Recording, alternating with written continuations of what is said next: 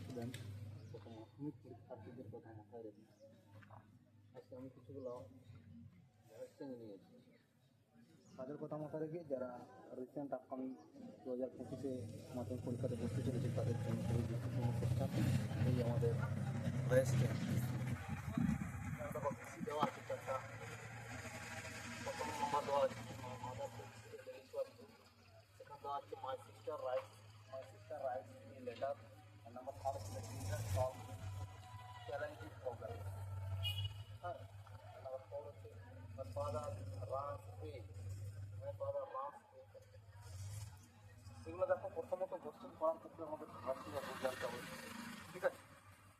ভার্সিটির রুল ভয়েসের বাংলা কি? ভয়েসের বাংলা হচ্ছে বাচ্চা। আর চিহ্নের পরিবর্তন, কারণ ভয়েস চিহ্ন হচ্ছে বাচ্চা পরিবর্তন। ভয়েসটিকে আমরা দুটো জিনিস জানি, একটা থাকে অ্যাক্টিভ ভয়েস আর একটা থাকে কি প্যাসিভ ভয়েস। একটা হচ্ছে প্রতিবাচ্য এবং একটা হচ্ছে কর্মবাচ্য। প্রতিবাচ্য থেকে আমাদেরকে কি কর্মবাচ্য পরিণত করতে হবে, ঠিক আছে? তো সব থেকে প্রথম আমাদেরকে লক্ষ্য রাখতে হবে, যদি আমাদের ভয়েসকে পরিষ্কার দেওয়া থাকে তাহলে আমাদেরকে লক্ষ্য করে দেখতে হবে যে সেখানে ভয়েস যেটা করতে দেওয়া আছে সেটা অ্যাক্টিভ আছে না প্যাসিভ আছে। যদি অ্যাক্টিভ আর প্যাসিভ থাকার কিছু লক্ষণ আছে, সেই লক্ষণ থেকে আমরা বলতে পারি অ্যাক্টিভ হচ্ছে কি প্রতিবাচ্য, যেটা ডাইরেক্ট বলা হবে, আর কর্মবাচ্য সেটাকে যেটা একটু ঘুরিয়ে বলা হয়। যেমন দেখো এখানে কি দেওয়া আছে, এই যে সেন্টেন্সগুলো হবে, দেখো সেন্টেন্সগুলো কি আছে, যেমন my mother cooks A delicious food. তার মানে কি আমার মা একটা খুব সুস্বাদু খাবার রান্না করছে। কি হচ্ছে, এটা সুস্বাদু খাবার রান্না করছে। তাহলে একটা সেন্টেন্সে সব থেকে আগে আমাদেরকে কী লিখতে হবে? একটা সেন্টেন্স একটা বাক্যে কী থাকে? একটা বাক্যে তাকে সাবজেক্ট থাকে, ভার্ব থাকে আর অবজেক্ট থাকে। ঠিক আছে, সাবজেক্ট ভার্ব আর অবজেক্ট। সাবজেক্ট কাকে বলা হয়? যে বা যাকে কে বা কাকে দ্বারা যদি প্রশ্ন করা হয় তার পরিবর্তে যে উত্তরটা পাওয়া যায় সেটা হচ্ছে কি সাবজেক্ট। এবং কী করায় হওয়া থাকা করা যদি বোঝায় সেটা হচ্ছে কি ভার্ব। এবং বাকি যে অবশিষ্ট অংশটা সেটাকে আমরা কী বলতে পারি? সেটা হচ্ছে কর্ম বলি। এই subject plus verb plus object যে আমাদের পরামর্শ দেওয়া থাকে সেটা হচ্ছে একটি বয়সে পাওয়া যায়। সেটাকে আমরা যখন পৃথিবী করবো তখন কী হয়, একটা কিছু পরিবর্তন দেখা যায়। সেই পরিবর্তনটা কি সবসময় অবজেক্টটা আমাদের কী সাবজেক্টের জায়গায় চলে যায়, আবার সাবজেক্টটা অবজেক্টের জায়গায় চলে যায়। তার মাঝখানে কিছু একটা পাই বসে, ঠিক আছে?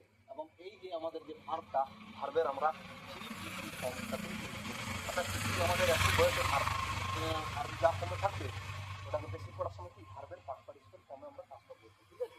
দেখো আমাদের কী দেওয়া আছে, মাদার কুকস ডেলিশিয়াস ফুড। আমার মা একটা খুব সুস্বাদু খাবার তৈরি করেছে। এখানে আগে দেখতে হবে আমাদের সাবজেক্ট কোনটা, ভার্ব কোনটা আর অবজেক্ট কোনটা। ঠিক আছে, মাই মাদার কে করছে? আমার মা করছে। তার সাবজেক্ট হচ্ছে আমাদের মাই মাদার। এরপর দেখো খুব রান্না করছে, রান্না করা থাকে ভাত। ডেলিশিয়াস ডেলিশিয়াস আমরা সুস্বাদু খাবার বাকি অংশটা দেখতে পাবো। তাহলে আমরা কী করেছি, সাবজেক্টকে অবজেক্টকে সাবজেক্টকে প্রথমে কি লিখেছি, এ ডেলিশিয়াস ফুড। দেখো এ ডেলিশিয়াস ফুড একটা খাবার যদি লেখার ক্ষেত্রে দেখো এখানে কুকটাকে দিতে আছে, প্রেজেন্টের ঘরে আছে, প্রেজেন্টের ঘরে আছে, প্রেজেন্টের ঘরে থাকলে ইজ কিংবা আর হোক। কিন্তু এখানে আমাদের কি এ ডেলিশিয়াস ফুড আছে, একটা সুস্বাদু খাবার আছে, একটা সাবজেক্ট এই না আর এই যে কুক যে ভার্বটা, কুক মানে কি? কুক মনে হচ্ছে রান্না করা। এর এই ভার্বটার পাস্ট পার্টিসিপেল ফর্ম কি হবে? কুক হবে। Cook cook cook cook. কুকের পাস্ট ফর্ম হচ্ছে কুক আর পাস্ট পার্টিসিপেল ফর্ম হচ্ছে কুক। তাহলে ডেলিশিয়াস কুক ফার্স্ট টাইম যে প্যাসিভ ভয়েসের সময় আমরা কি পাই এই যাবে সাবজেক্টটা by my mother, by my mother. Clear? এরপরে নাম্বার 1 হয়ে গেছে। এখন দেখো number 2, my sister writes a letter. My sister কি writes a letter.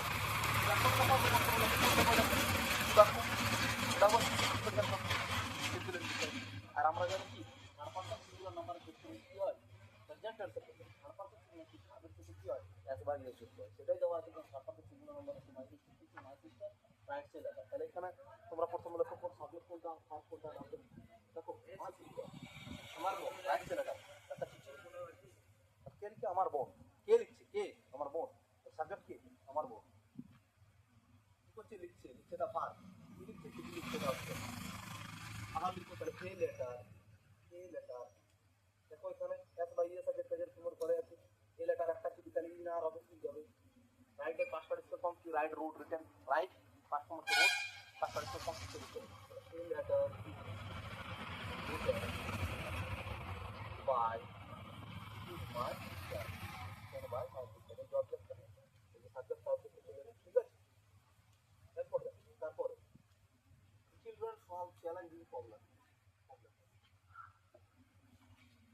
Challenging problem মানে কি চ্যালেঞ্জ মানে কি যেগুলো কি বলা হয় চ্যালেঞ্জ ছুড়ে দেওয়া হয় চ্যালেঞ্জ মানে কি আরো বলা হয় যেমন বাজি করা বাজির যে সমস্যাগুলো সেগুলো কিন্তু চিলড্রেনগুলো চিলড্রেনরা সলভ করেছিল তারা সলভ করেছে চিলড্রেন তার সাবজেক্ট এটা সলভ করা সমাধান করা এটা হচ্ছে ভাগ বাকি অংশটা তাহলে আমরা অবজেক্টে কি লিখবো এখানে অবজেক্টে আমরা লিখবো সরি সাবজেক্টে চ্যালেঞ্জ কি লিখবো অবজেক্ট লিখবো চ্যালেঞ্জিং প্রবলেম এখানে সব বাকি প্রেজেন্টের ঘরে আছে challenge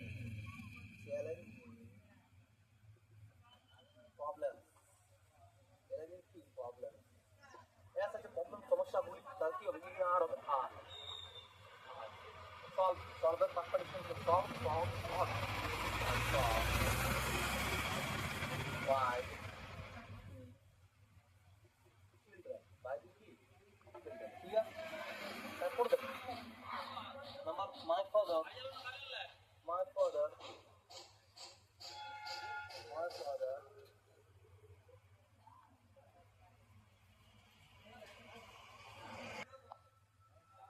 my father my father my father runs effectively my father কি runs effectively মানে কি আমার বাবা একটা কি চালায় ফ্যাক্টরি চালায় এখানে দেখো আমার বাবা কে চালায় আমার বাবা চালায় যে চালাচ্ছে সে কি কর্তা সাবজেক্ট কি করছে চালাচ্ছে হচ্ছে ভার্ব আর বাকি অংশ কি অবজেক্ট আর ভার্সিং করার রুল কি এটা দেখো সিম্পল প্রেজেন্টে দেওয়া আছে প্রত্যেকটাই কি সিম্পল প্রেজেন্টে দেওয়া আছে এরপর আমি তোমাদেরকে ইন্টারভিউ ডিটেইল করাবো কিভাবে করতে হয় তোমরা যা আমার কথাগুলো ভালো করে শুনো দেখো তাহলে এ ফ্যাক্টরি আছে এখানে এ ফ্যাক্টরি মানে কটা ফ্যাক্টরি একটা ফ্যাক্টরি যদি থাকে সেটা কি হয় না আর হয় এটা ফ্যাক্টরি আর রানের পাশাপাশি ছিল কম রান রানাই ফ্যাক্টরি রান বাই ফাদার আজকে তো এটা কি আছে